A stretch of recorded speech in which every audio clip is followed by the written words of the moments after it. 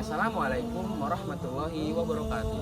Alhamdulillahi rabbil alamin wa bihi nasta'inu ala umurid dunya waddin. Wassalatu wassalamu ala asyrafil anbiya'i wal mursalin nabiyina wa maulana Muhammadin wa ala alihi wa ashabihi wa man tabi'ahum bi ihsanin ila yaumiddin. Asyhadu an la ilaha illallah wahdahu la syarika lah wa asyhadu anna Muhammadan abduhu wa rasuluhu la nabiyya wa la rasula ba'da. Amma ba'd. Teman-teman yang saya hormati dan saya sayangi karena Allah Subhanahu wa taala, pada kesempatan kali ini saya akan menyampaikan sebuah tema yang berjudul hadis dari Al-Quran adalah warisan yang terbaik. Sering kita alami, sering terjadi di kehidupan kita sehari-hari. Banyak orang, banyak keluarga yang hampir terpecah belah karena adanya perebutan warisan. Tapi kita belum tahu apa sih sebenarnya warisan yang paling baik yang ada di muka bumi sampai saat ini. Banyak orang yang memikirkan bahwasanya warisan hanya tentang harta, warisan hanya tentang jabatan, warisan hanya tentang harta, warisan hanya tentang bangunan. Tapi kita belum tahu apa itu warisan yang paling baik yang masih ada sampai saat ini. Teman-teman semua, Nabi Shallallahu Alaihi Wasallam pernah bersabda dalam sebuah hadisnya. Kata Nabi Shallallahu Alaihi Wasallam, al-ulama warathatul anbiya. Kata Nabi Shallallahu Alaihi Wasallam, ulama adalah para penerus Nabi atau para warisan Nabi. Wa innal anbiya lam yurathu dinaron wala dirhaman. Kata Nabi Shallallahu Alaihi Wasallam bahwasanya Nabi itu tidak mewariskan sebuah harta, tidak mewariskan dirham. Walakin yurathul ilma. Kata Nabi SAW, akan tetapi Nabi mewariskan ilmunya. Maka dari sini kita bisa lihat bahwa warisan yang hakiki, warisan yang hak itu bukanlah tentang harta, bukanlah tentang seberapa banyak harta yang kita peroleh dari warisan tersebut.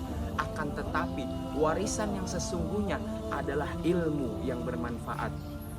Allah juga Subhanahu wa taala berfirman dalam firman-Nya yang berbunyi, yang insya Allah kita semua sudah hafal pada firman kali ini. Allah Subhanahu wa taala berfirman dalam surat Al-Baqarah ayat 1 sampai 2. Kata Allah Subhanahu wa taala, a'udzu billahi minasyaitonir rajim. Bismillahirrahmanirrahim. Alif lam mim. Dzalikal kitabu la raiba fi hudal lil muttaqin. Kata Allah Subhanahu wa taala, Alif lam mim.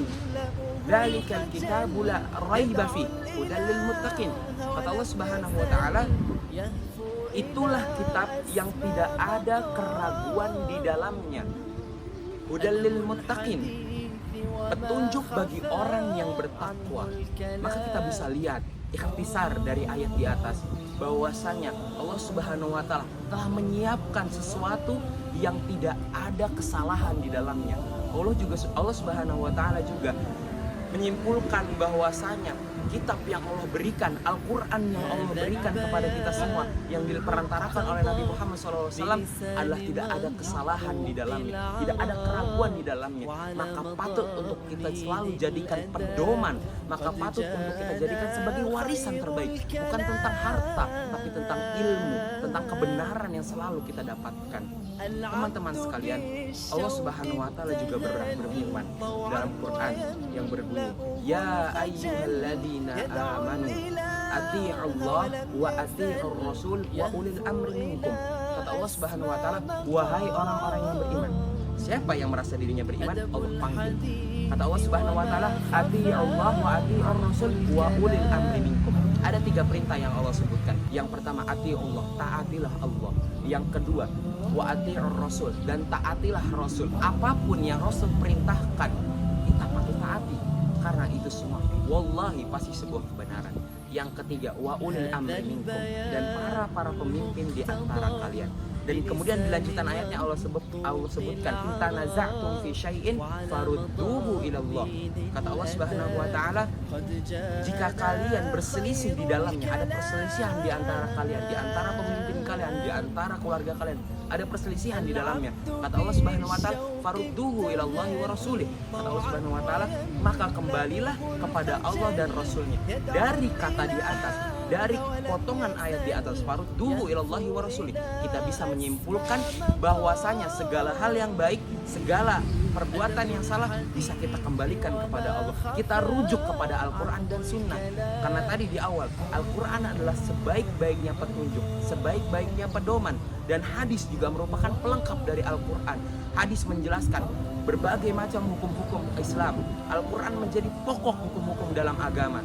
Maka dari itu Al-Quran dan hadis adalah dua kaitan yang kita tidak bisa pisahkan. Adalah dua kaitan yang merupakan warisan yang paling baik yang bisa kita manfaatkan sampai saat ini. Lagi-lagi saya tekankan bahwa warisan yang ada di muka bumi ini bukanlah tentang berapa banyak harta, bukanlah tentang berapa tinggi jabatan yang kita dapatkan dari warisan. Akan tetapi warisan yang seharusnya kita manfaatkan, yang tidak bisa semua orang miliki adalah Al-Quran dan Sunnah. Maka kesimpulan dari segala hal yang sudah saya sampaikan adalah marilah mulai sekarang kita luangkan waktu luang kita sempatkan diri kita untuk tetap membaca Al-Quran, untuk tetap membaca hadis-hadis Nabi SAW. Karena demi Allah teman-teman, Al-Quran dan hadis adalah dua hal yang bisa menjadikan diri kita lebih baik, yang bisa menjadikan hidup kita jadi jauh lebih baik. Karena Al-Quran dan hadis Allah tetapkan sebagai pedoman untuk umat Islam, sebagai pelengkap dari agama kita, sebagai pondasi akar dari semua agama kita. Mungkin ini saja yang bisa saya sampaikan. Kurang lebihnya saya mohon maaf. Wabillahi taufiq wal hidayah. Wassalamualaikum warahmatullahi wabarakatuh.